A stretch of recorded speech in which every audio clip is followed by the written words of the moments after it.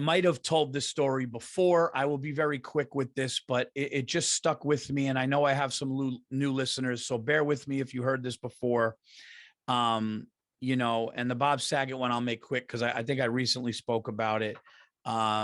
You know, and it's been so many podcasts. So I just want to say, Bob Saget was one of the first famous people that I met, like as far as like talked to and was nice to me. And I can tell you guys this, all of the things that you are hearing, reading, seeing about Bob Saget are true.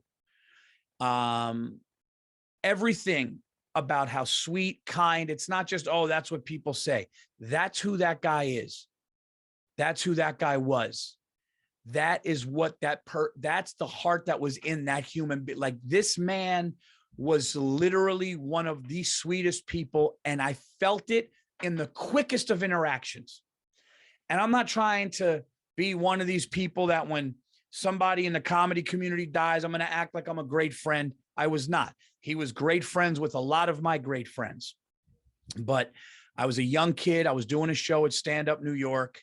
And a buddy of mine goes, hey, Bob Saget's coming down with John Stamos and his wife, Rebecca Romaine Stamos at the time. And I end up on stage. I think I go after him or before him. I think after him. And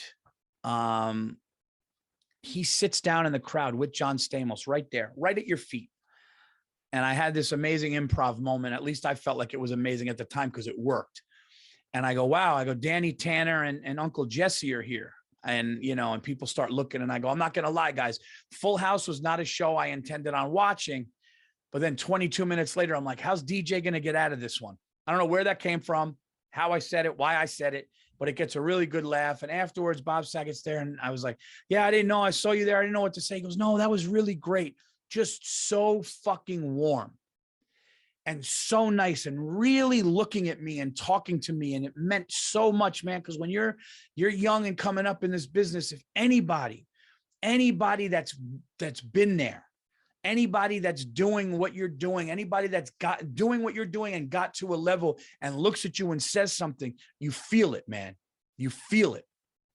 And I don't care what profession you're in, you feel it.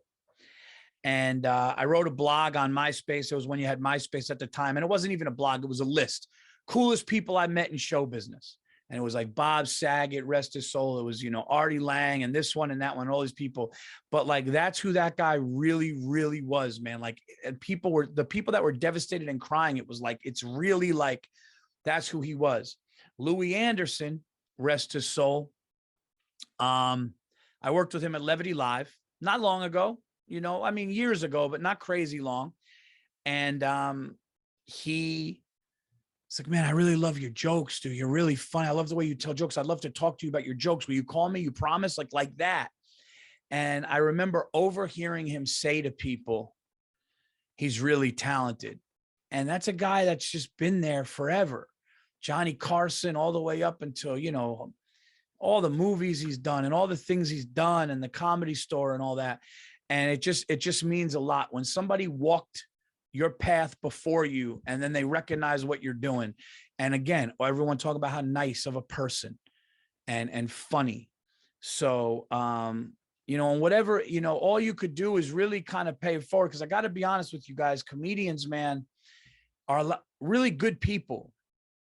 A lot of them are really good people. I could count on one hand a couple of assholes, but we all have our things. You know, we all have our mental things. We all have our neurotic shit, our OCD, our depression. Everybody's got a little something. But comedians are just kind, man. They really are, like, you know, and it's okay to be a little fucked up and it's okay to be on medication. It's okay. All those things mentally, you know, I've talked about it a million times. It's fine to do that. But comedians are just kind souls, man, for the most part. And it's really amazing to come across some of these really talented people like that. And it means a lot, you know, it means a lot to hear those things. So I would say just pay it forward, whatever job you're doing. I know I want to pay it forward, you know, I see a young comic, I want to say something because I know it might mean something. Not that I'm some fucking huge, you know, but I know what it's like to be coming up and to achieve something and then see somebody else trying to get that, no matter what job you're at. If you're a doctor, a young doctor's coming up, be like, yeah, I like the way you hold the fucking, like the way you hold the scalpel or whatever. I don't even know if I'm saying that word right. Or a lawyer, you know, don't be like jealous of somebody coming up, like help them, give them wisdom because it comes back. So those are things that I really remember about the kindness of people that stick with you. You know, because when somebody's mean to you, that sticks with you in a worse way because it hurts you and you like question yourself and it could make you insecure. And are they right? Or why would they say that? Even if they're projecting their bullshit. So, but those were things I felt. Those were things that I felt from those guys. And it's a shame that they passed away. And again, I don't want to be disrespectful to Meatloaf because he passed away, you know, same day. So, you know, but it's just something that I wanted to talk about and address. You know, and let's get into an unacceptable.